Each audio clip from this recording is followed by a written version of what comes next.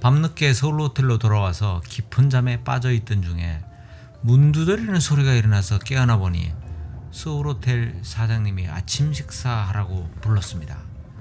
서울 호텔은 투숙객들에게 무료 아침 식사로 누룽지, 바게트, 아보카도, 커피를 제공합니다. 머무르는 동안 사장님과 함께 아침 식사를 먹으면서 많은 대화를 나눴고 특히 아보카도에 관한 유용한 정보를 얻었습니다. 국내에서는 품질 좋은 아보카도를 만나기 어렵고 맛있게 먹은 기억도 드물지만 마다가스카르에서의 경험은 좀 달랐습니다. 잘 익은 아보카도 과육을 수저로 퍼내서 소금에 살짝 찍어 먹는 단순한 방식이었는데요. 지방이 풍부한 과육이 소금과 만나면서 고소하고 매력적인 맛을 냈습니다. 서울 호텔에 머무르는 동안 매일 한 개씩 아보카도를 즐겼습니다. 지난 11월 중 이 경험을 떠올리면서 친구들과 대만 여행에서 작은 수박만한 대만산 아보카도를 구입해서 먹는 법을 알려줬는데요. 친구들도 새로운 맛에 감탄하면서 좋은 아보카도를 만나면 꼭 이렇게 먹겠다는 반응을 보였습니다. 영상을 보고 계신 분들도 한번 시도해보세요. 실망하지 않을 겁니다. 아침 식사 중 서울 호텔 사장님은 안타나 나리보에서 방문할 만한 두 곳과 함께 오토바이 택시를 이용해서 투어를 할 것을 추천해 줬습니다. 추천대로 오토바이 뒷좌석에 올라 메리나 왕국의 궁전을 방문하고 정부 청사가 한눈에 내려다 보이는 카페에서 차를 즐겼습니다. 안타나 나리보에서 오토바이 택시는 조금 불편하기는 하지만 가성비가 아주 뛰어난 이동수단입니다. 2시간 투어 비용은 약 3만 아리아리, 우리 돈 한 만원 정도고요. 팁으로 5천 아리아리를 주면 됩니다. 첫 번째 도착한 곳은 여왕의 궁전입니다. 이곳은 16세기부터 마다가스카르 대부분을 통치했던 메리나 왕국의 여왕들이 실제 거주했던 공간으로 1995년 화재로 소실되었다가 복원됐습니다. 궁전은 안타나 나리보 가장 높은 언덕 위에 있어서 요새의 기능도 했습니다. 입장 전 가짜 가이드들이 접근했지만 간단히 무시하고 입장권을 산 뒤에 바로 들어갔습니다. 궁전 내부는 왕의 무덤 5개와 만자 가미야다나 왕궁이 있었는데요. 아주 초라했습니다. 기대에는 미치지 못했습니다.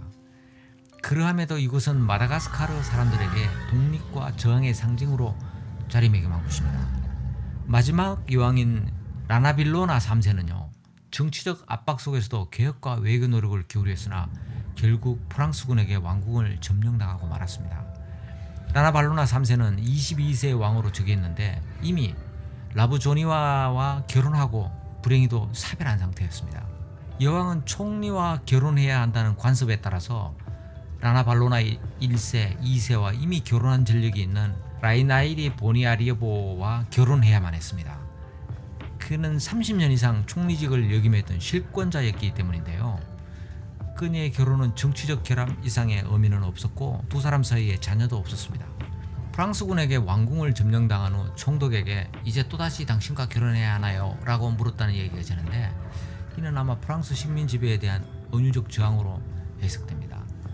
왕위를 박탈당한 그녀는 프랑스로 추방된 후 알제리에서 연금을 받으면서 생활하다가 55세에 생을 마감했습니다. 두 번째 방문지는 콜베르 호텔의 베이커리입니다. 이곳에서 파이와 커피, 생수를 주문해서 2층 테라스에서 여유있게 즐겼습니다. 이 주변에는요 관광청과 환경청 등 정부 청사가 자리해서 마다가스카르의 중심지임을 실감할 수 있습니다. 커피 한 잔의 여유와 함께 마다가스카르 여행을 마무리했습니다. 마다가스카르에서 인천으로 돌아오는 직항이 없어서 요하네스버그를 경유하는 항공편을 선택했는데요. 좌석 부족으로 레이니옹 환승을 택해야 했습니다. 하지만 나는 이를 기회라고 생각했습니다. 왜냐하면 인도양에 있는 레이니옹은요 여행하기가 쉽지 않은 곳으로 경유하는 기회를 이용해서 한나절 동안 공짜 여행을 할 수 있기 때문입니다.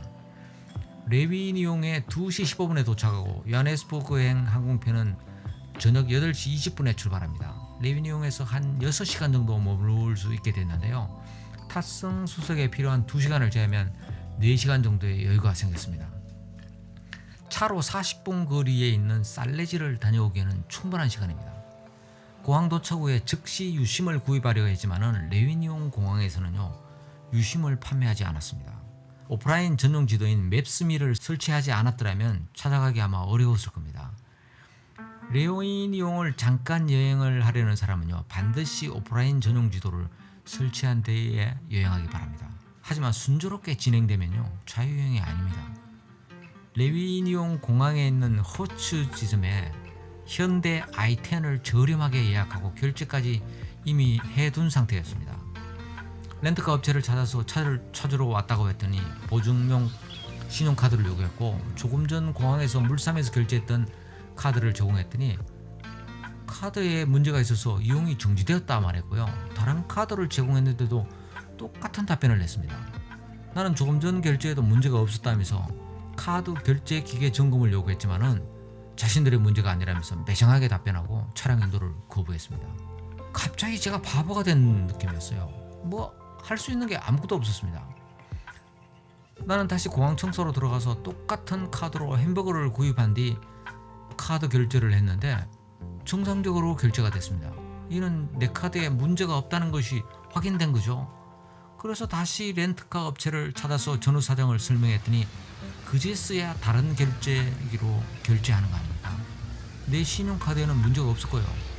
결제 기계가 문제가 있었던 것이 확인됐지만 스태프는요 고개를 빳빳하게 든 채 사과할 생각이 전혀 없었습니다. 이 때문에 레위니옹에서 머무를 수 있는 4시간 중 1시간을 허비하고 말았습니다. 화가 머리 끝까지 나서나 그보다 남아있는 3시간 동안 내가 하고 싶은 곳을 다녀오는 게 우선이었습니다. 인수한 i10은요 현대자동차 인도 공장에서 생산한 경차로 국내에는 없는 차종이지만 생각보다 가속 성능이 좋아서 45분 만에 살레지 입구에 도착할 수 있습니다. 먼저 도착한 곳이 신부의 베일 폭포입니다. 영상에서 보이는 폭포입니다. 200m 높이의 절벽에서 흘러내리는 폭포로 신부가 결혼식 날 도망가다가 폭포 아래로 떨어졌다는 전설이 있는 폭포입니다. 길가에 있어서 차를 세우고 조망할 수 있습니다. 레위니옹은 300만 년 전 활동을 멈춘 피통대 내주와 지금도 연평균 1에서 3회 분출되는 활화산인 피통드라프로네이즈에서 분출된 용암으로 만들어졌습니다. 용암은 연중 1000mm가 넘는 엄청난 강우량 때문에 빠르게 침식되었을 뿐만 아니라 빗물을 빠르게 계곡으로 흘려보내면서 폭포를 만들어냈는데요. 그 폭포의 수가 약 50개 정도에 달합니다. 살레지 마을은 험준한 지형 때문에 사람이 살지 않았지만 해방된 식민지 노예들이 정착한 곳입니다. 지금은 프랑스계와 현지인 혼혈인 크레올이 다수 거주하는 지역으로 울창한 열대우림, 폭포, 크레올 전통문화, 자연 탐방을 주제로 하는 관광에 주력하면서 많은 여행자가 찾습니다. 레위니옹은 부르봉이라는 이름으로 사용되다가 프랑스 혁명 정부가 통합을 의미하는 레위니옹으로 이름을 바꾼 겁니다. 1시간 동안 이곳저곳 돌면서 안개에 쌓인 살레지 마을의 풍경을 가슴에 담았습니다. 이곳에 머무를 수 있는 시간은 1시간 30분. 아쉬움을 뒤로하고 서둘러 공항으로 돌아가야 했습니다. 어둠이 내린 낯선 도로를 달려서 공항에 도착한 다음에 렌트카를 반납하려고 사무실을 찾았다가 그 금방진 스텝을 다시 왔습니다. 여전히 뻔뻔한 태도를 보이는데요. 그 순간 잊고 있었던 기억이 떠오르면서 화가 치밀어 올랐습니다. 그냥 순순히 넘어가면 바보죠. 매니저를 찾아서 있었던 얘기를 들려준 다음에 당신들 문제 때문에 내 여행을 망쳤는데 왜 잘못을 인정하지도 않고 사과하지도 않느냐고 따졌더니 그제서야 자신들의 잘못이 분명하다면서 정중히 사과하는 거 아닙니까? 이런 멍멍이 같은 놈들 아니에요. 이번 편은 여기까지입니다.